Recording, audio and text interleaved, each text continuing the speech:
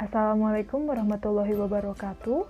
Om Swastiastu, Namo Buddhaya, salam sejahtera untuk kita semua. Selamat pagi semuanya. Bagaimana kabar kalian hari ini? Semoga kalian tetap dalam keadaan sehat walafiat dan selalu diberi kesehatan oleh Allah Subhanahu wa Ta'ala. Sudah siap belajar hari ini? Harus siap dong dan harus tetap semangat. Sebelum memulai pembelajaran pada kali ini, alangkah baiknya kita berdoa bersama-sama terlebih dahulu. Silakan untuk ketua kelas untuk memimpin teman-temannya untuk berdoa. Baik, berdoa dicukupkan. Alhamdulillahirrabbilalamin. Selanjutnya, silakan untuk mengisi absensi di aplikasi Google Classroom. Diberi kesempatan dari sekarang sampai tayangan video ini selesai ya. Sekarang, coba Ibu tanya, siapa di sini yang suka membaca cerita? Apa? Wow, banyak sekali ya yang suka membaca cerita. Pada kesempatan kali ini, kita akan membahas mengenai cerita pendek. Ada yang tahu cerita pendek itu apa? Ceritanya yang pendek? Betul. Ada lagi yang ingin berpendapat? Yang hanya sekali dibaca? Betul sekali. Apa yang kalian sebutkan tadi, itu merupakan pengertian dari cerita pendek. Jadi, cerita pendek itu memang bentuk fisiknya itu pendek. Ceritanya pun juga pendek. Dan hanya memuat sebuah atau satu buah kejadian saja. Kemudian, banyaknya kata itu tidak lebih dari 10.000 kata. Hanya memuat 5.000 sampai 10.000 kata. Cerpen sering disebut dengan cerita yang bisa dibaca hanya dengan sekali duduk. Lalu, apa sih yang membedakan cerita pendek dan cerita yang lainnya? Atau membedakan cerpen dengan novel, atau dongeng, atau komik? Iya, betul sekali. Kalian juga sudah mengetahui ya, dari pengertiannya saja, cerita pendek berarti ceritanya yang sangat pendek. Yang tadi sudah disebutkan juga bahwa cerpen itu hanya memuat kurang lebih 5.000 sampai 10.000 kata. Jadi tidak lebih dari 10.000 kata. Kemudian ceritanya bisa dibaca hanya dengan sekali duduk saja. Kemudian cerita pendek ini bersifat fiksi atau tidak nyata. Lalu mempunyai alur yang tunggal. Kemudian cerpen itu lebih pendek dari novel. Tentu saja ya, kalau novel itu berbab-bab, memiliki banyak alur dan memiliki banyak kejadian-kejadian. Sedangkan cerita pendek hanya mempunyai alur tunggal. Lalu, penukahannya itu tidak banyak dan sangat sederhana. Selanjutnya, kesan dan pesan yang ditinggalkan dalam cerita pendek itu sangat menyentuh pembaca sehingga pembaca ikut terlarut ketika membacanya. Apakah cerpen mempunyai fungsi? Tentu saja. Nah, fungsi-fungsi cerpen itu ada 5.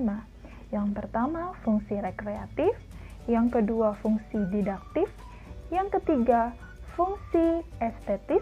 Yang keempat, ada fungsi moralitas. Dan yang terakhir atau yang kelima adalah fungsi religiusitas. Apa sih yang ada dalam sebuah cerita pendek itu? Apa yang membangun cerita pendek itu? Ada yang tahu? Ya, betul. Ada unsur intrinsik dan unsur ekstrinsik. Kedua unsur ini adalah unsur-unsur yang membangun sebuah cerita pendek.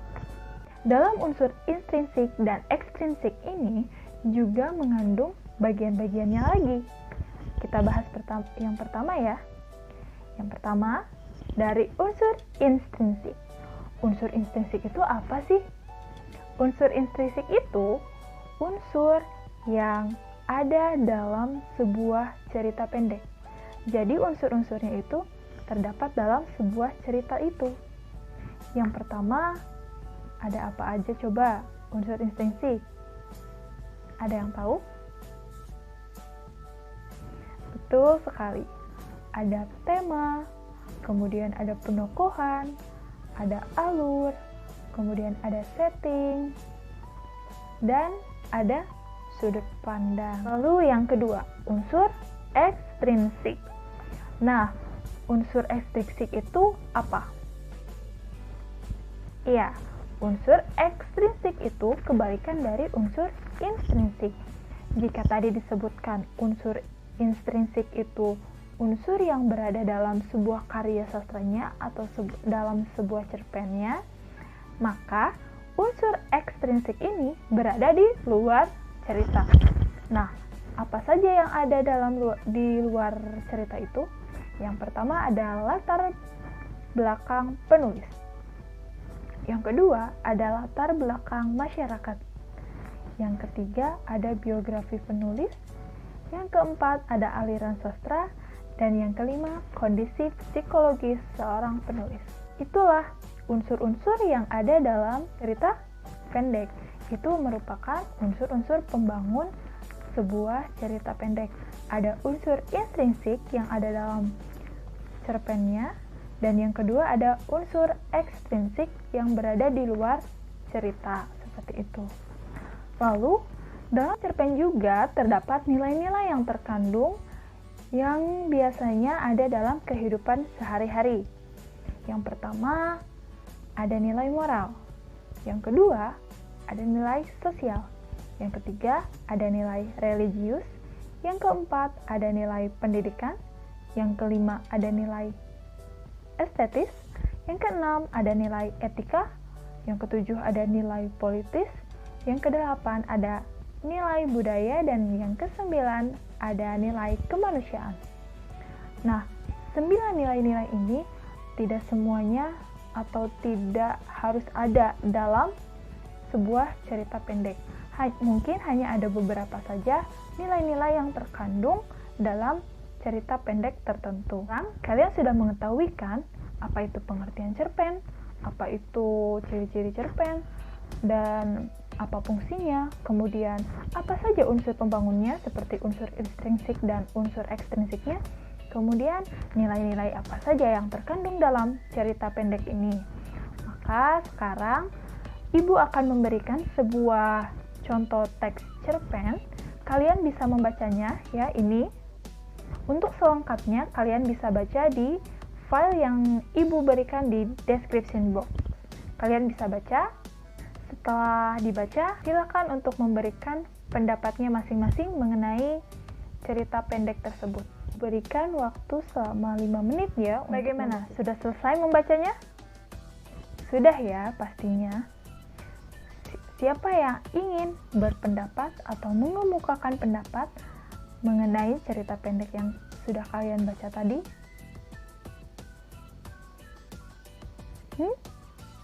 Iya, betul sekali. Dalam cerpen ini ada mengandung tema, ada mengandung tokoh penokohan, tokoh dan wataknya ya. Ada alur juga, kemudian ada setting, ada juga sudut pandang. Sampai di sini, ada yang ingin ditanyakan? Iya, silakan. Bagus sekali ya pertanyaannya. Jadi pertanyaannya, bagaimana kita mengetahui unsur ekstrinsik dari cerpen tersebut ya? Tentu saja, untuk mengetahui unsur ekstrinsik dari sebuah cerita pendek, kita harus mempunyai wawasan mengenai cerita pendek tersebut. Kemudian kita harus mencari tahu dulu siapa penulisnya, kemudian latar penulisnya seperti apa, penulisnya tinggal di mana, biografinya seperti apa.